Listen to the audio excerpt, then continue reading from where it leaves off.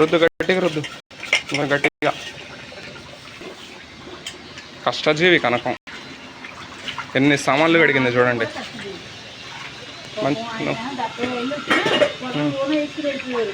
నీకు ఎవరి సహాయం లేకపోయినా నువ్వు బాగా కష్టపడుతున్నావు కనకం. నీ బతుకు నువ్వు బతుకుతూ. కానీ అందరు నిన్ను అన్ని మాటలు అంటారు. కానీ తప్పు.